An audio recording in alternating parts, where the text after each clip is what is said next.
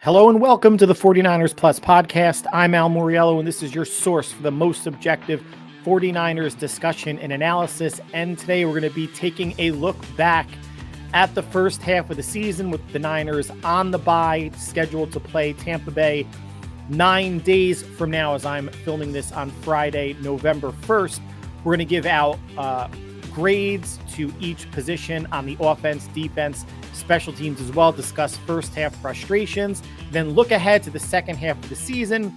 Will the Niners make a trade before the trade deadline? How Brock can become even more efficient passer and a more efficient offense, what the defense needs to do to take the next step, and we'll talk schedule prediction and where the 49ers may end up in the pecking order, not only of the NFC West, but of the playoffs as well. Probably going to be a shorter podcast than normal, but regardless, it's all Niners all the time. So let's get right into it, everybody. And the Niners sitting at the break at 4-4. I think the biggest thing that we can talk about is how frustrating this first half of the season has been. Frustrating from a record standpoint, frustrating from an injury standpoint, frustrating from a new coach's standpoint with Sorensen and the defense not really taking a step up and not being a clear improvement really in any way over what Steve Wilkes brought to the defense last year. But let's start with the record, right? 4-4. And I do wonder, is this a situation where the Niners peaked week one? You could make the argument that their most complete game, their best game, was week one against the Jets. Now, the Jets came in with Nathaniel Hackett still being the play caller. He was, and will always be a disaster. They weren't handing the ball off much to Breece Hall. Aaron Rodgers first came back from the torn Achilles. Mike Williams working his way back from his torn ACL at receiver, and not having Devontae Adams. And week one is really a coin flip game. Nobody really plays in the preseason anymore, so everybody is really getting their sea legs under them, their field legs, and really trying to establish what they are offensively and defensively. And that really extends through the month of September, right? Especially for a player like Brandon Ayuk, who had no preseason, no training camp. The month of September was essentially his training camp. And aside from a good game against Arizona week 5, he did not make much of an impact before obviously blowing out his knee against Kansas City and being done for the year. Hopefully can rejoin the team late November, early October of 2025. But the frustration being that they are 4-4. Now, you tip your cap to teams like the Vikings and the Chiefs, teams that were clearly better that day at the time and are probably still better teams now. The way they handle the 49ers, handled the running game, were able to make explosive plays on offense or just dictate what they wanted to do. In Kansas City's case, the way they absolutely controlled the game on the ground in the second half, and Minnesota essentially controlled the game with their defense throughout, of course, aided by Sorensen's horrendous call on covering Jordan Jefferson with 2 safeties when the Vikings were backed up inside their own 3. They beat the Jets, they beat the Patriots, they beat the Seahawks, and they beat the Cowboys. New England was a 17-point win. You knew that game was going to turn out somewhat like that because New England is so offensively challenged. But remember, the Niners let them back into the game at the start of the second half when Isaac Guerendo fumbled the second half kick return, and New England scored, making it, what was it at the time, a 10-point game or a 7-point game. The Jets game I go back to, this was when they were, aside from obviously McCaffrey and Greenlaw and Hufanga, well, I can't actually say they were fully healthy, but I guess they had less absences than they've recently had with Ayuk and Jennings being down and Hufanga being down again, and Kevin Givens and Jordan Elliott on the D-line taking turns, missing games. That was when they were healthiest, minus injuries that they knew going into the season. And they played a strong game against the Jets. They really didn't let the Jets into that game at any point. The Viking game, again, they haven't won there in 30 plus years. It's not like they play there every season, but it is a stat. Going into Minnesota is a house of horrors for San Francisco. We saw it last year, 22-17, 23-17 this year, and they could not win the turnover battle, which is one of the main reasons why they lost that game. But the most frustrating parts of this season were the dropping the 2 NFC West games, right? Having a 10-point lead against the Rams, having a 14 point lead, whatever it was, against the Cardinals, and not closing. And these are two teams at full strength that the Niners should beat 6 out of 8 times, 7 out of 8 times. To me, that's a little high. Maybe I'm being optimistic, but more than 50% of the time for sure. And the Rams were without Cooper Kupp and Puka Nacua. And Matt Stafford didn't have a great game, but did enough to get the win. Yes. Moody missed a 55-yard field goal. Yes. Ronnie Bell dropped a bomb from Brock Purdy inside the 20, which would have probably changed the complexion of the game. In the Cardinal game, the Cardinals just ran the ball down the Niners' throat in the second half with Connor and Kyler Murray, and the Niners could not get off the field. So the tenor of the season, the tenor of the midway point of the season really hinges to me on those two games, because at worst, the Niners should be 5-3. At best, they should be 6-2. The Viking game was a straight up loss. The Chiefs game was a straight up loss. And of the 4 losses on the schedule, that's the loss that I'm least concerned about, that I was least aggravated about. And I know the fandom doesn't feel that way, because it was a Super Bowl rematch, because it was at home, and because it was a chance for Kyle Shanahan to get the monkey off his back with Patrick Mahomes and Andy Reid and the Kansas City Chiefs. And yes, the Chiefs were missing Hollywood Brown, Rashee Rice, and Juju Smith-Schuster went out early in that game with a hamstring pull. The Niners had their fair share of injuries also, but to lose Debo during warmups or after 4 snaps, and to lose Ayuk mid-second quarter, I've said before, but for those of you listening for the first time, the Niners can't beat the Chiefs when they're healthy, when they're 100% ready to go, firing on all cylinders like that offense was last year. What made any of us think as that game unfolded, as that game started, leading up to the game, hearing Thursday, Friday that they were going to be without Jennings, hearing 4 snaps into it that Debo was done, seeing Ayuk go down mid-second quarter, the Niners teased us, staying within a possession, getting close in the fourth quarter, only for Brock to throw his 3rd interception to essentially seal the game, and the Niners wind up losing 28-18. But the wind was totally taken out of my sails before that game even started, hearing about Jennings. And then it was just adding insult to injury with Debo and Ayuk, already not having McCaffrey, not having Greenlaw, not having Hargrave, Hufanga, whomever else it was going to be. And they still played well. Picked off Mahomes twice. One led to a touchdown in the second half. But I did not, even when the Niners were creeping it close, I was not on the edge of my seat thinking, well, they might be able to pull this off. It was, no, they'll still find a way to lose. Felt that way toward the end of the Seattle game, right? When Seattle makes it 29-24, Niners get the ball back. You are waiting for the collapse to happen again. Same with Dallas. They're up 27-10, beginning of the fourth quarter. Dallas scores twice. The Niners get a field goal. It's 30-24. Dallas gets a stop, a 3-and-out, gets the ball back with 3.5 minutes to go. Who here listening was really confident that would have bet a substantial amount of money that at the end of that Cowboy game or the end of the Seahawk game, that the Niners would have found a way to hold those teams off, to pull those games out? And they were lucky with Guarendo's 76-yard run against the Seahawks. They were lucky that Juice actually ran it in 2 plays later to make it a 12-point game, because if they wound up getting stopped and having to kick a field goal, being up 8 at Seattle, in a game where the Seahawks already ran a kick return back for a touchdown, who would have felt confident that, 1, the Niners wouldn't have given up a big kick return, or 2, that they would have stopped Seattle, even though they do tend to have Geno Smith in the Seahawks number? Same with that Seahawks, the Cowboy game on Sunday night. Kudos to the Niners for getting a 4-and-out to seal the game. And that was a game where Guarendo definitely took a knee and slid, or else that could have been a 37-24 game. I don't know how much any of you folks would have felt better about beating the Cowboys by 13 instead of 6. Vegas wouldn't have cared. The Niners were a 4 or 5 point favorite. The game hit the over anyway.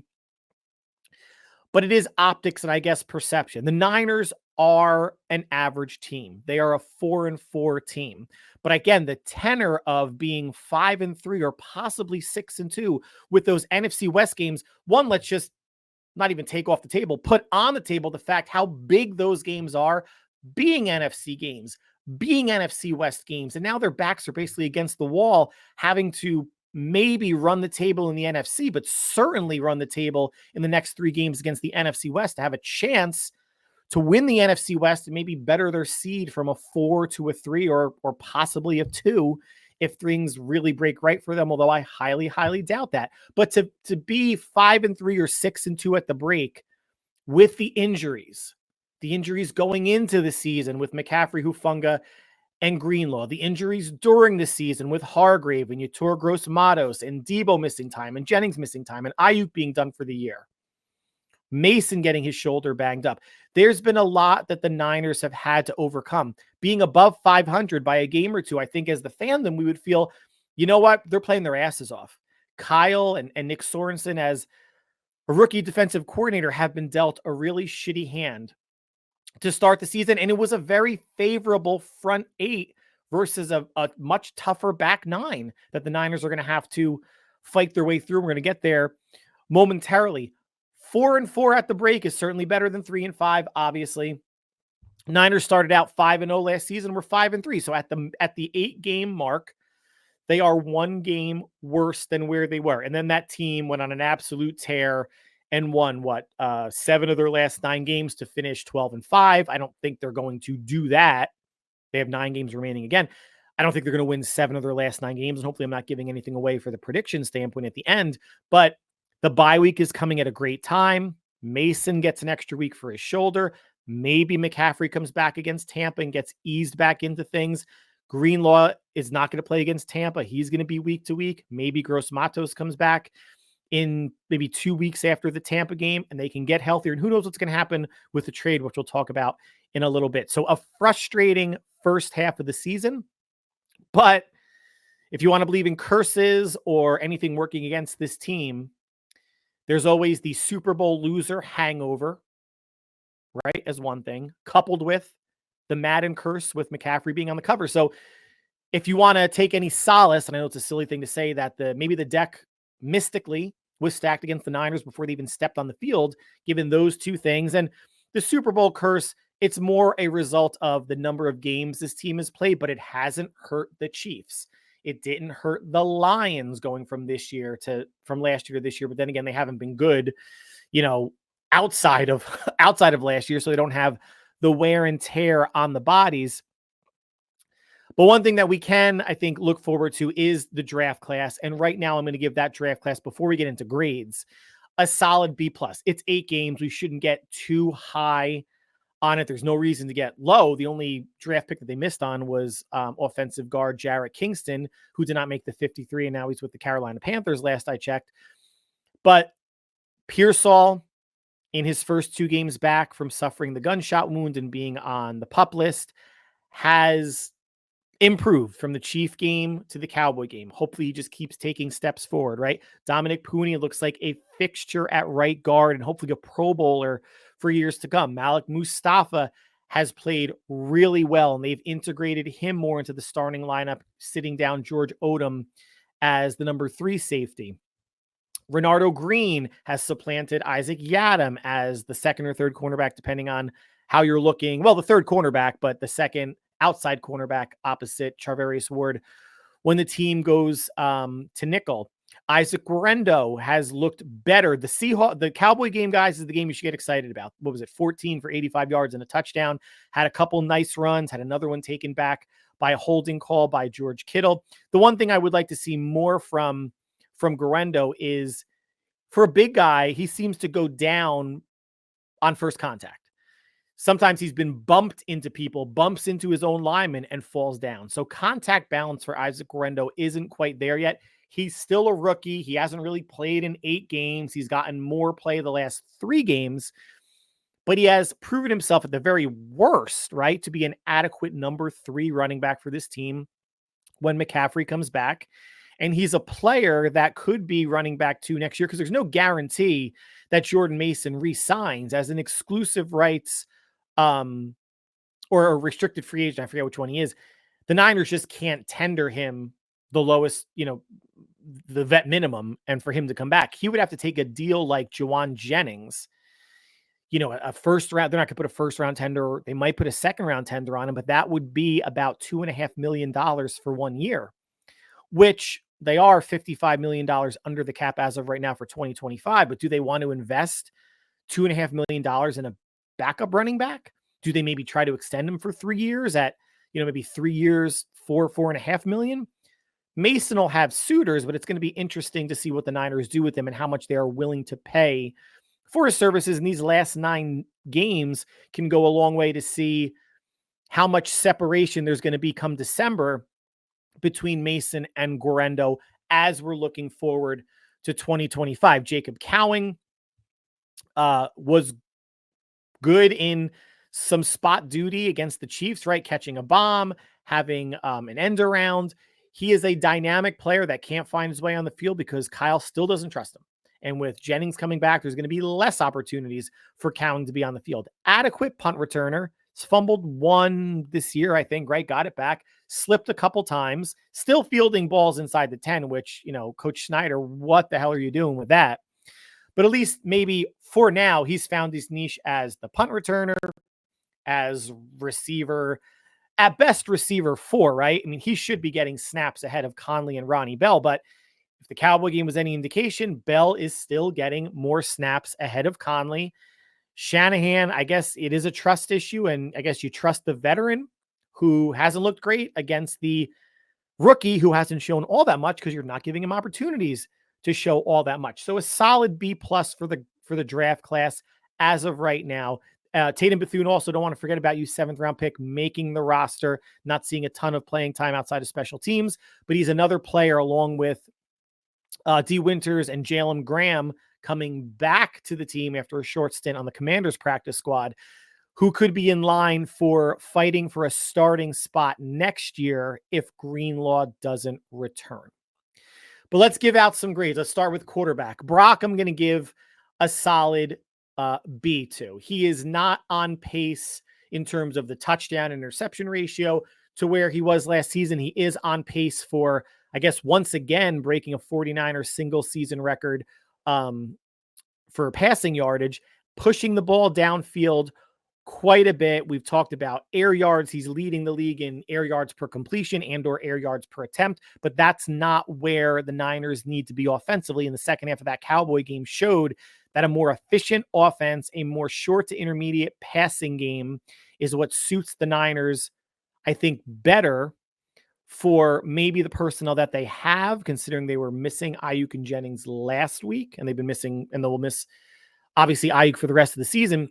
You can't only throw it short, right? You got to take your shots deep when it's there. You saw it with Debo on the wheel route, first drive of the game, lined up in the backfield, had a linebacker on him. Purdy put it on him for a 40-plus yard game. You can't only throw short to intermediate routes. The defense is going to sit on it. You have to take your shots when they present themselves, but you have to be judicious. This should still be a yak team, a yards after the catch team, and it's an offense in the passing game that has to run through Purdy and obviously George Kittle. But Purdy, a solid B, not as efficient as last year. And listen, if he ends up with something like 24, 25 touchdowns and 12 picks, and last year he was 31 or 32 and 11 or 31 and 11, 31 and 12, are people really going to get on him that he doesn't deserve 50, 55 million, 60 million plus? I will agree from this standpoint of, and I've said it before, that I don't believe next man up is highest man paid. I don't believe that. Just look at the Cowboys and Dak Prescott. Very good quarterback, not worth the $60 million a year that he's getting. And they still have to pay Micah Parsons, among others. That's going to leave a very high-paying roster, but a very mediocre team. That doesn't mean Brock comes on a discount, but Ayuk got paid like a top 3 receiver, and he's not a top 3 receiver. Injury aside, which was very unfortunate. Brock should not get paid like a top 3 quarterback because he's not a top 3 quarterback. He's a top 10 quarterback, and he should get paid maybe in the 7 to 10 range. I don't know what that looks like. Average annual value and signing bonus and all that good stuff. But folks, the last 9 games of the season, let's not get on Brock if he doesn't duplicate last season, because it was, for the 49ers, a historically good and efficient offense. That's a high bar to hold this team to from one year to the next. Running backs, McCaffrey obviously being hurt. Good for Jordan Mason. He sits at the 8-game mark, 685 rushing yards, which means about 1,370 for the year, which he will not get to because Christian McCaffrey is obviously coming back. He's played through a shoulder injury. The Niners would be in dire straits without Jordan Mason, even if he gets that second round tender, that $2.5 million salary. He is worth it. He has kept the team afloat, even though they don't want to run play action nearly as much as they've done in years past. Solid B+ for Mason. Guerrero coming on the last couple games, and we can only say so much about Patrick Taylor, although he had a good handful of carries against the Chiefs. Wide receivers, a C. Debo, issues separating this entire team from a wide receiver standpoint. I guess you can throw Kittle in as a receiver being a tight end, having difficulty separating. Brock, I read this stat off a couple of podcasts ago, ranks as this at 68th in terms of quarterbacks, which is still crazy that 68 quarterbacks have taken a snap this year, but I guess they have, in terms of yards per target separation, meaning who he's targeted, who he throws to, what is that target separation being? And it's not much. And Brock Purdy is way down the list in terms of that type of metric, but it is twofold. He's got to make the right read, throw to the person that is maybe the most open when you need to get by beyond the sticks, or even getting closer to put yourself in a second or third down and manageable. So it is a twofold type of stat, but everybody, Niner fans, know that this isn't a team that beats man consistently, which is why they have trouble with teams like the Chiefs and any team moving forward that's going to play man consistently. Debo, leading receiver, 24 receptions for 406 yards. So he's on pace. And I know he missed a game. He's on pace for around 50, maybe 55 receptions, 850 yards. Not great for what he's getting paid. Juwan Jennings was the leading receiver, courtesy of that one huge game that he had against the Rams. 25 receptions for 404 yards. With Debo getting healthy, with Pearsall becoming more of a factor, with Kittle, hopefully the offense running through him through the air, I don't see, Jennings maybe flirting with 50, 55 receptions. And we'll see where he actually lines up, if he's going to be the de facto outside starter, if he's healthy, when the Niners take the field against Tampa Bay. But beyond that, you obviously didn't get a lot out of Ayuk before the injury. You're not getting, you haven't gotten a lot out of Pearsall because he was hurt for the first 6 games. Cowing's been an afterthought.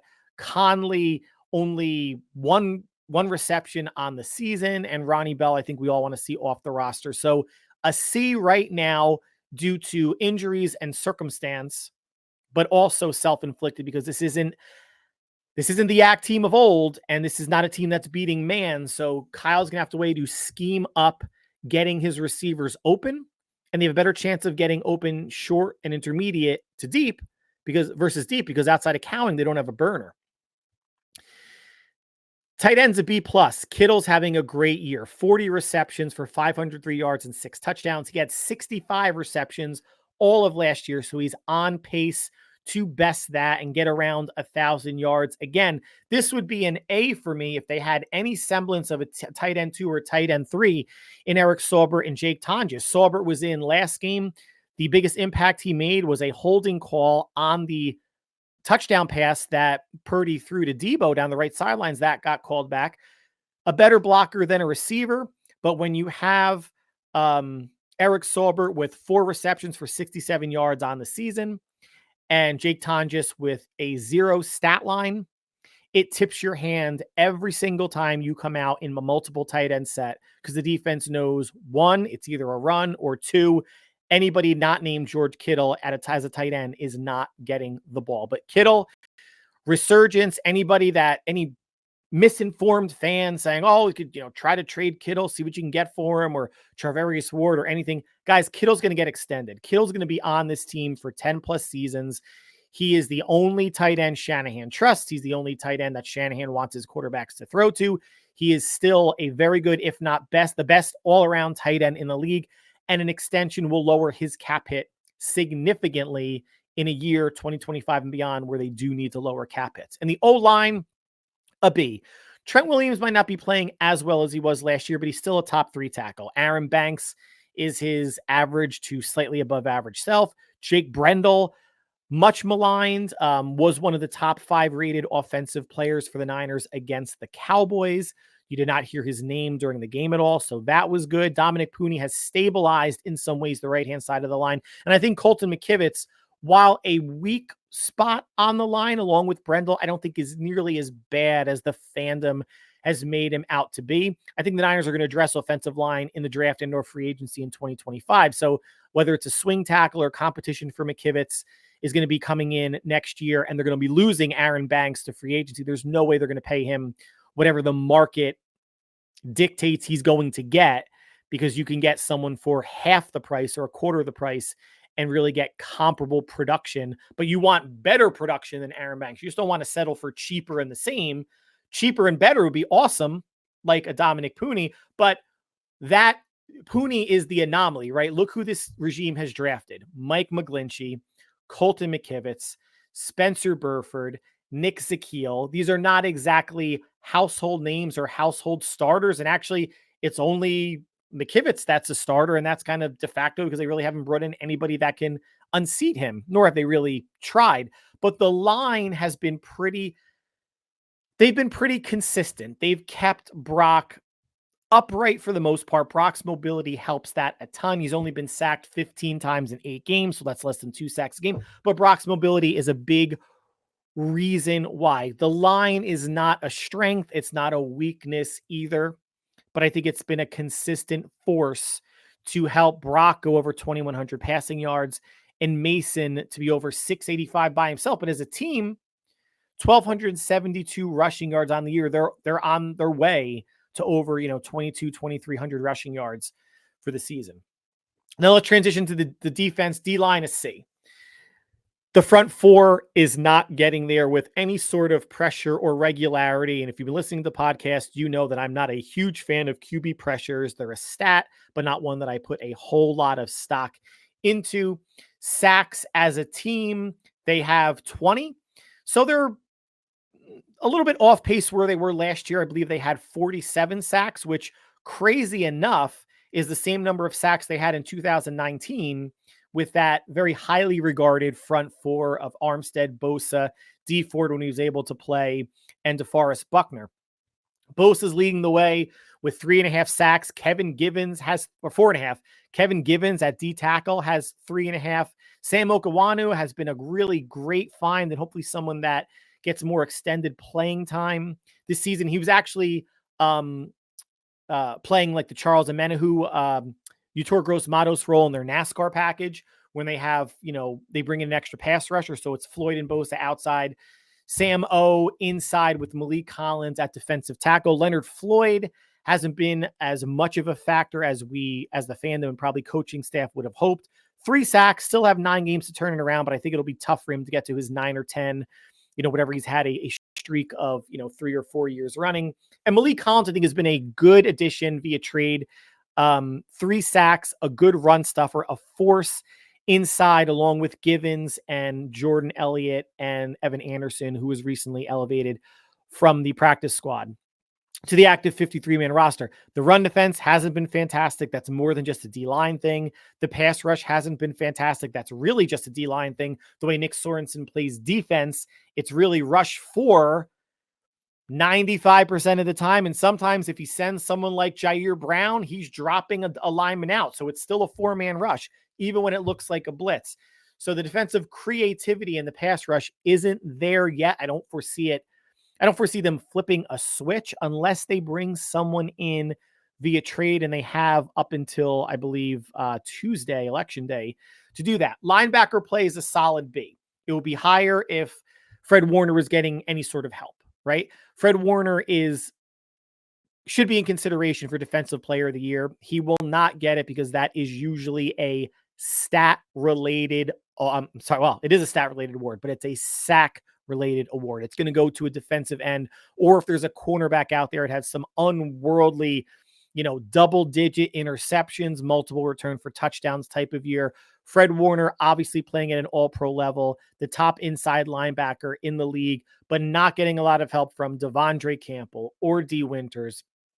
Jalen Graham being back, Curtis Robinson on IR, Demetrius Flanagan fouls, kind of just being a guy, and Tatum Bethune way too early to tell. So I'm going to give that a B. And last but not least, the secondary. I'm going to say a B+. It's had its ups and downs. There were some ups with Isaac Yiadom. There were more downs. Renardo Green, welcome to the big stage. George Odom started off at safety.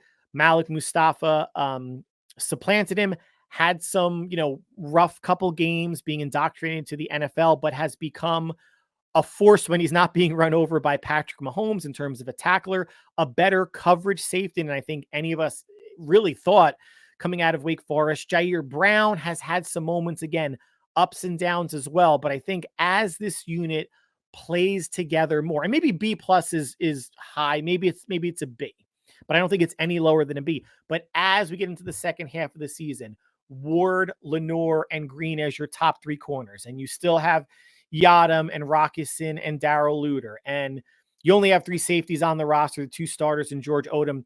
I don't know if Adrian Amos is going to be someone that gets elevated to the 53. Probably not, considering you still have to release someone to get McCaffrey back, to get Greenlaw back, to get Yetur Gross-Matos back, to get John Feliciano back. Although if he does come back, I'm sure one of the offensive linemen are going to get released. They've played solid, if not spectacular, but I think there's room for growth for that, say B or B+ to maybe turn into a B+ or an A-. Special teams kicker, I'm going to give them an A. I mean, even Moody was good outside of missing that 55-yard field goal. And again, guys, logically, when you take emotion out of it, you can't hold against him missing a 55-yard field goal when he was perfect the rest of the year. Matt Wright, when he was in, was perfect. Anders Carlson was perfect, aside from missing an extra point against the Chiefs. The kicking game, the getting points out of the kicking game has been really, really good. Now, kickoff returns, maybe not so great, because when Moody's down between Wright and Carlson, you don't have the strongest legs in the world to reach the end zone. But in terms of comfort level for Kyle and point generation, it's an A. Punter Wisnowski hasn't had a great year. I'm going to go B or B-. The length of the kick isn't there. The hang time isn't there. It just doesn't seem like he has the leg that he's had in previous seasons. I would much rather take someone like, was it Matt Ariza, the Chiefs punter, and just crush the Christ out of the ball every time you kick it out of the end zone, so we don't get into issues with the punt and kick return unit, which are individually and collectively a D. I'm not going to give him an F. I don't want to be that cruel. Kick return unit rebounded somewhat last week against the Cowboys, who was the number one punt return unit in the NFL coming into the game, and a top 5 kick return unit. Kyle said he's not going to make a change to Coach Snyder in terms of special teams at the bye. That's totally fine. So if it's a one-game sample, then the arrow is pointing up. I don't know if I'm going to... That's the anomaly to me. You got 7 games before that where it wasn't too good. And the punt return coverage as well, absolutely abysmal. So Anders Carlson, Jake Moody, whoever the kicker is, coming out of the bye, kick the ball into the goddamn end zone. And Mitch Wisnowski, I would still say just kick the ball out of bounds, however or wherever you can. And if you're punting from midfield, just kick it into the end zone or try to get it inside the 10 to discourage any sort of return. And of course, Jacob Cowing, Coach Snyder, anybody that's listening on the Niners coaching staff or team, which is obviously I know nobody, stop fielding punts inside the 10 goddamn yard line. Let it go. Take the ball at the 20. Or if it just bounces forward to the 10 or the 12 or bounces out of bounds. To me, there's no difference between getting the ball at the 6 and getting the ball at the 3. Let the ball go. So that concludes grades and looking back. Now, let's look ahead to the second half of the season, the schedule, and any sort of predictions. Let's start with trades. Now, like I said, I am recording this on Friday. There's been no trade yet, and I've read an article where John Lynch said no trade's imminent. Well, no shit. Is there ever going to be an article where John Lynch says a trade is imminent or something's in the works? The only way that those words will be said is by a beat reporter or someone that has knowledge on the inside. Like, was it Diana Rossini said, oh, the Niners could be looking at, player X, Y, and Z. And To me, this is always other people in the league maybe making a statement about a team that's not theirs that an NFL reporter picks up on and says, well, I heard from a source that the Niners or Jets or Cowboys or whomever are going to be interested in a certain player. It never or rarely comes from the team itself, because why would you leak that, right? When the Niners made their trades for Trent Williams and Christian McCaffrey, Emmanuel Sanders, Charles Omenihu, Chase Young, did we hear anything about that? Was there a rumbling that they were going to get any one of those players? Jimmy Garoppolo even. It just happened. And if a trade happens by Tuesday or on Tuesday, great. And if it does happen, it should be defensive line, guys. Receivers, I think they're going to figure it out at receiver, especially with Jennings back. Now, if there's another injury that happens after the trade deadline, then they're going to have to just take players off the scrap heap. Or they did have Russell Gage work out a week ago. It was before the Cowboy game. They didn't sign him. He's coming off of a torn patellar tendon, which is a major injury, but they're kicking the tires just to see. They have 6 receivers on the roster. They're not going to go more than that, but Ronnie Bell to me is a candidate to get released when they need to make room for McCaffrey, Feliciano, Hufanga, Yatir Gross-Matos, player Greenlaw, players that are going to be coming off of injury. And these are, in a way, they're not trade players coming from outside the organization, but they are players you haven't had for a while. They are an infusion of talent to a roster that needs it in certain areas that will strengthen the team. So, of course, you can strengthen the team outside free agents, elevating someone from your practice squad, which is inside, but again, outside the 53, and of course, via trade. But they have team players that are essentially on layaway. They're in bubble wrap, waiting to get healthy, waiting to join the team for this second half push. And it may start with Christian McCaffrey in 9 days at Tampa Bay, but I don't think he'll be ready for that game. And I don't think that's a knock on him. He needs to get ramped up. He needs to get his cardio back. He needs to make sure that the legs, the calf, the tendon, everything's looking good from an imaging standpoint, MRIs, whatever it may be. They are not going to put him in harm's way a week earlier than they need to. Do they need McCaffrey to beat the Bucs? No. The following week, do they need McCaffrey to beat the Seahawks? No. But you obviously just can't keep sitting him saying, well, we're winning without him, so let him get another week rest. Let him get another. If you're healthy, you're playing. And Shanahan has shown, even if you're coming off of pneumonia, like Deebo Samuel, and you're healthy to play, I'm going to line your ass up at running back, first play of the game, and hand it off to you.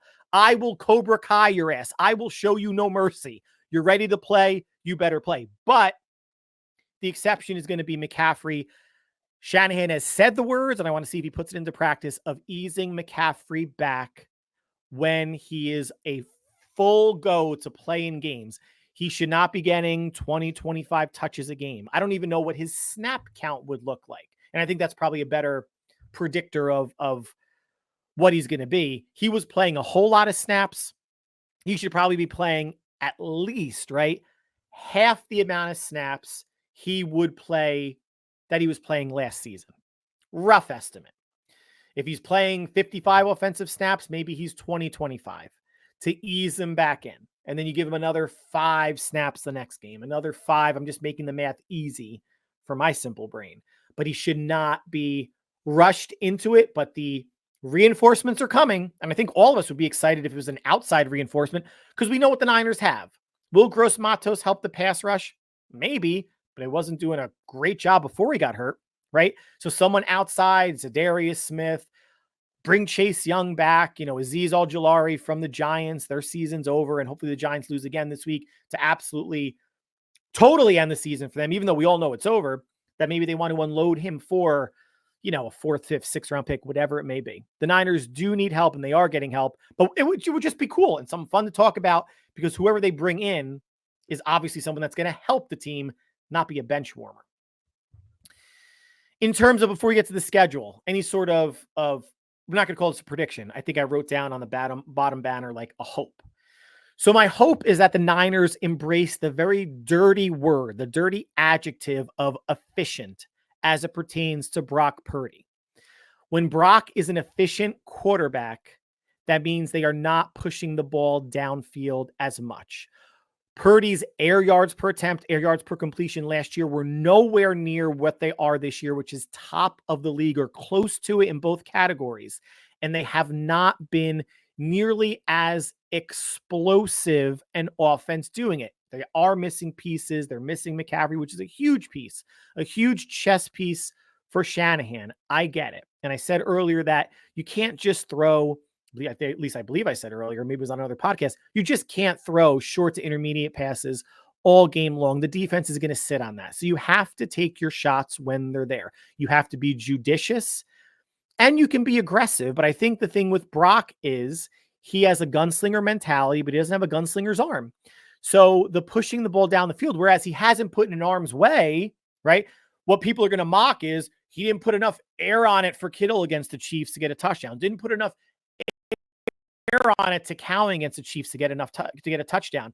Take those shots, keep the defense honest, but it's been proven out. There's more years with Shanahan's offense being a well-controlled, ball-controlled, intermediate passing team than what they are maybe trying to evolve into, or maybe Purdy is forcing them into by taking these shots downfield. Again, kudos to Brock. And he's not thinking like, I got to expand my game. I got to throw the ball farther and show that I can throw it and test the defense, test the edges, whatever it's going to be. It's not an ego thing. But I think he doesn't have to pass up the sure thing for the possible big thing. Don't pass up the check down, even if it's not McCaffrey. Stay ahead of the sticks. Get ahead. Keep the chains moving. And of course, the legs situation. Dallas 7 for 56 or 8 for 56 and a touchdown. He's not going to be running for 50 yards a game. But I said it last podcast, if he can be between 20 and 30, that means Brock will be running for between like 350 and 500 yards on the season. Who saw that coming? That small sample size of the NFC playoffs, because he didn't do much in the Super Bowl, gave us a glimpse of how Brock can make teams pay beyond throwing the ball. And if it's 1, 2 reads and go, I'm okay with that. 1, 2, 3 reads and go, I'm okay with that also. He has great pocket awareness, great pocket presence, but he doesn't have to. And what we saw against Dallas, right? There was no whirling dervish behind the line of scrimmage, running around. It's going to happen sometimes because the pass rush may get to him and force him to turn and wheel out of a sack and run maybe across the field to try to buy time and try to get something open. So it's going to happen. And I'm not saying he's doing it on purpose, but I think there could be a bit more. I'm going to keep saying it. And if he keeps doing it, great. Stay decisive, Brock. You're decisive throwing downfield, right? You're decisive throwing into tight windows. Be just as decisive. If nothing's there and a lane opens up, take it. And for the defense, Sorensen, I think we've seen enough vanilla. I would settle for, vanilla bean. I'd settle for French vanilla, creamy vanilla, maybe even a little cookies and cream, throw in a little Oreo. But he needs to find a way to generate more consistent pressure without just his front four, or sending a linebacker, sending a safety, sending a corner, and dropping a lineman out. It's not working. Quarterback pressures are a stat. I don't believe in them as much as a lot of people do, because it's the eye test, guys, right? It wasn't QB pressures that forced Dak into, his interceptions. One, he was rolling left and threw a terrible pass to CeeDee Lamb that Demo was there for. The bomb down the sideline, maybe you could say, well, Dak couldn't step into it and the ball kind of was short and fluttered inside, and Jair Brown made a nice pass on it, or a nice catch on it. Okay, maybe I'll give you that one. But for the most part, think back to the Cowboy game, the Chief game, the Seahawk game, the Arizona game. When did we see those quarterbacks harassed? Did we feel like those quarterbacks were under pressure a lot? The team that they blitzed the most against was the Patriots. Figure that out. Of those 5 teams, by far the worst offense, and possibly the worst offense in the league. That's your ideal situation for rushing 4 and dropping 7, because they can't hurt you no matter who the quarterback is or who they tried out at the skill positions. But no, they felt, let's bury them. Let's come after Jacoby Brissett of all people. Why not come after Kyler Murray? Why not come after Geno? Why not come after Mahomes? You haven't beaten him the last 4 times by not coming after him. Why not do that? And the same with Dak. And I keep going back to, there's 20 to 22, 23 quarterbacks that rushing for is going to work against, right? And it's going to work against maybe 8 or 9 out of 10 times. But for the other 7, 8, 9, 10 that are top 10 QBs, they will eventually figure it out. They will eventually pick that defense and that zone or that man-to-man apart, whatever combinations that Sorensen is running on the back end, because the defense gets tired and the Niners wear down in the fourth. It's been a theme in all their games, but especially their losses and some of their wins, cough, cough, Seattle and Dallas. Sorensen also has to adapt when teams are running the ball down their throat. Hey guys, guess what? If you're playing a 4-man line and run blitzing or not, stunting or not is not working and you're getting gashed by the run, how about a 5-man line or how about a 6-man line? And I know I'm a broken record for those of you that have listened consistently to the podcast, and I thank you very much for that. But Kyle Shanahan, as an offensive genius, if it gives you and your running game problems, why do we not think defensively it could give other teams and other teams' running games problems also? If you guys are listening to this, obviously there's a lot going on during a game. I sometimes, or most of the time, I go back and watch the game a second time. I don't break down the all 22. I have kids. I have a life. That's just not my thing. But I'm paying enough attention watching the first or second time that it's blatantly obvious that they are only playing 4-man D lines, right? Sometimes they'll show maybe 6 and they'll drop out of it. Do they blitz every once in a while? Of course. I'm not saying they don't, but they play the same schematic formation, 2 D tackles and 2 D ends, whether they're at their opponent's 20 or they're inside their own 10. And that is not winning football. Defensively, you are not, as a D coordinator, rising to the situation on the field, rising to the down and distance, or matching personnel. When an offensive line comes in heavy with a 6th offensive lineman and maybe 2 tight ends, still just 4 defensive linemen on the field, it's something that I think Sorensen, he's 8 games into his defensive coaching career, when a defensive coordinator career. When Saleh was 8 games in, did not look good. Granted, that 2017 team was bereft of talent. It didn't start looking good till the latter half of 2018. D'Amico Ryan, same thing. First half of his first year in 2021 did not look good and had moments of not looking good in 2022 as well. But adapting to personnel, adapting to down and distance and situations on the field needs to get better, and so does the fourth quarter defense.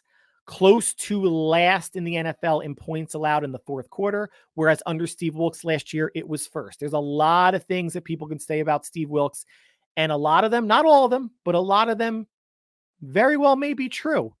But his defense clamped down in the fourth quarter. That is a stone cold fact. And we can say with just as much certainty that Nick Sorensen's defense has not done that, or has done it in equal measure poorly, horrendously, commensurately to what Steve Wilks' defense was doing. Now, schedule prediction. They're 4-4. I believe, not firmly, that 9-8 can win the NFC West. The Rams are at the Seahawks this week. One of those teams should lose, but again, there could be a tie. And the Bears are at the Cardinals.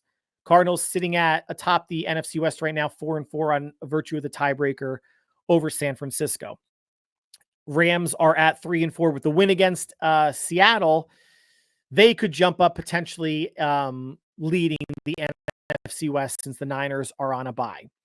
But 4-4, beating Dallas.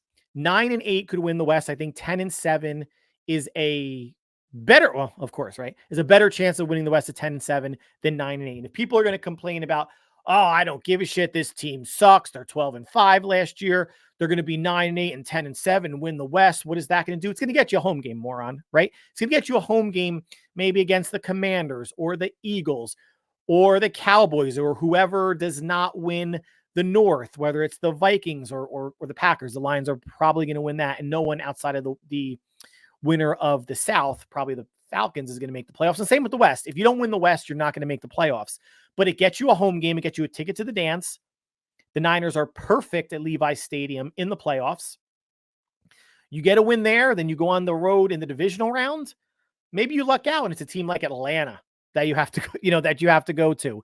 Are you really worried about going to Washington if the Commanders win the East? I mean, there's No juggernaut in the NFC right now. I mean, Detroit looks really good. Detroit looks really, really good, right? So much can happen these last 9 weeks. Who's to say that Jared Goff doesn't get hurt next week? They could have an injury or injuries tantamount to what the Niners have that derails their season, or the Packers. I mean, Jordan Love has been banged up a ton this year. Jane Daniels has missed time for the Commanders. The Falcons, how good of a team, really are they? Are we going to worry about it? I think the biggest threat immediately to them is the Rams, right? They beat them once in LA without their starting receivers. They could be on the come. We'll see. Not sure who I'm rooting for in this Rams Seahawks matchup, but I'm rooting for a loss. We definitely don't want to tie, but coming out of the bye, the next 2 games are eminently winnable, right? At Tampa, without Evans and Godwin, at home for Seattle. They've owned the Seahawks and Geno Smith. Then you go from 3-4 before the Cowboys game, and what's wrong with the Niners, to 6-4 2 weeks after the bye. And the narrative is, oh shit, here come the Niners. Shit, second half team, here they come again. Then it gets tougher. You're at Green Bay, you're at Buffalo, 2 games you're probably going to be underdogs in. Do I care about that? No. But that's a realistic 2 games that they can drop. Hopefully they split. But if they drop them, then they're on to 6-6. Then you're home for the Bears and the Rams. 2 very winnable games, which maybe gets you to, say, 8-6. Say you're at Miami. Winnable game. Say maybe 9-6. You're home for Detroit. Maybe Detroit beats you. It could be a good close game, 9-7, and you're at Arizona. Maybe must win for the West. Maybe they get to 9-7 or 9-8. Maybe Arizona's out of it by then. What the Niners need to do second half wise, they have to win all their NFC West games, right? That's 3 more wins. So you're at 7. They win their NFC West games. They're at 7 wins. Should they beat Tampa? Probably. Win number 8. Should they beat Chicago? Probably. That's win number 9. So then out of Green Bay, Buffalo, Miami, and Detroit, just get 1 win. Just get 1 win to get to 10, because I think that'll be enough. I don't want to settle for 10. If they can go 13-4, awesome. Are they going to go 13-4? No. Are they going to go 12-5? No. Could they go maybe 11-6 if things break right for them? Maybe. 10-7, I said weeks ago, was their ceiling. I always said that doesn't mean they're going to get there, but that's their ceiling wins-wise to me, 10 wins. And I think if you start out 4-4 and you go 6-3 on the back 9, I think that's going to be good enough to win the West. And guys, it's not settling. Even if you win it at 9-8, you don't apologize to anybody. You punch your ticket to the dance and you try to take the prom queen and have a great time that night and then move on to the divisional round. So I think if any of us as Niner fans, or even the objective media, NFL pundits out there, of the 4 teams, knowing the Niners are going to get healthy, you would have to say, of the 4 teams in the West, then you would probably bet on the Niners to win the West. I don't think that's a far-fetched or homer-ish thing to say. But it's the NFL. Who saw the Browns losing to the who saw the Browns beating the Ravens, right? Who saw the Raiders? I'm not picking on the Raiders, the Ravens. The Raiders beating the Ravens, right? The Jets last night beat the Texans, although for some reason I saw that coming, just to agonize Jet fans on, 3-6. Maybe now they have a shot at the wild card. No, the season's over. But that was a win at least I saw coming, but it was a 6-2 team against a 2-6 team, although the Texans were banged up at receiver, etc. The Niners are probably going to win a game we don't expect, and they're probably going to lose a game we don't expect. But I think 9-8 could get them there. 10-7 should get them there. And I'm going to, right now, November 1st, say the Niners are going to finish 10-7, win the West, and at best will be a 3 seed in the NFL playoffs. And then we just go from there. But it doesn't start this week. A nice stress-free week of Niner-free football. Going to be watching some of the games. Again, I don't have tremendous root. The only game I think I know I'm rooting against is the Cardinals. The Bears hopefully can take care of business against Arizona to get the Cardinals to 4-5, because that, the West is obviously going to be a logjam, cluster. Otherwise, a nice stress-free week. Maybe before Election Day or on Election Day, we have news either about McCaffrey or some sort of a trade or how Jennings is progressing. any additional updates. And then we move into the second half of the season. Baker Mayfield has had a great start of the year. I think he's thrown over 20 touchdowns already, but missing his top two weapons. And everybody out there, I'm just going to leave you with this. Anybody that's still bashing on Brock, we want to see Brock do it without weapons, without McCaffrey, without Ayuk now, without. Great. All right. And he's 10 touchdowns and 7 interceptions. How did CJ Stroud look last night? What was he like? 10 for 30, 11 for 30? Looked like shit. And yes, no Stephon Diggs and no Nico Collins, but Joe Mixon was still running the ball, still had Tank Dell, still had Dalton Schultz. And I thought, if I'm mistaken, based on social media, CJ Stroud is the second coming of Jesus Christ at quarterback. Weapons matter. Matthew Stafford. Before Kupp and Nakua, Rams were 1-4. They wound up beating the Raiders, where he threw no touchdowns and 1 interception. And then obviously had a 4-touchdown game against the Rams. Do you think he has a 4-touchdown game if Nakua and Kupp don't play? No. And going into that Viking game, he was, I think, 4 touchdowns, 6 interceptions. Mahomes on the season is either at 8-8 or 7 touchdowns, 8 interceptions. Guys, weapons matter. Just because you have a bunch of low-rent mouth breathers looking for reasons to not like what Brock is doing, as opposed to praising and celebrating the fact that a 7th-round Mr. Irrelevant can have this much success in the NFL. Instead, we're saving all the blowjobs for Caleb Williams and Jaden Daniels. But remember, those were the number 1 and number 2 picks of the draft, respectively. They're supposed to come in and play well. Remember Caleb Williams saying to the punter, "Oh, you're not going to punt much this year," with the 3, DJ Moore and Keenan Allen and Roma Dunze that they have at quarterback, receiver, DeAndre Smith, Cole Kmet at tight end, and Jaden Daniels, not nearly as many weapons as Washington. Got a win last week. Was against the Bears. Very, very lucky. The only thing Jaden Daniels did well on that was got the ball near the end zone or into the end zone. That was pure luck and bad defense by the Bears. But we're saving all the blowjobs or anal fisting for high round picks that are playing okay. The Bears are 4-4. Yes, the Commanders are 6-2. But let's not forget, everybody, Brock Purdy's rookie season, he was undefeated in games he started and finished. Is Jaden Daniels? No. Is Caleb Williams? No. And how does CJ Stroud and others look without weapons? It kind of matters.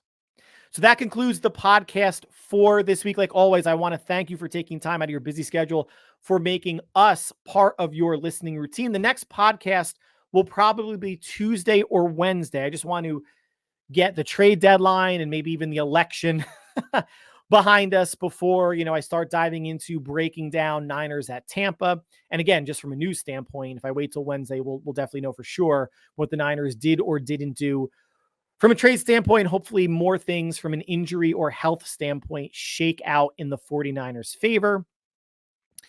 But between whatever you are doing between now and when we speak again, one, get out there and vote, guys. It doesn't matter if you're red or blue. Get out there, make your voice heard. And if your candidate doesn't win, don't be an asshole, right?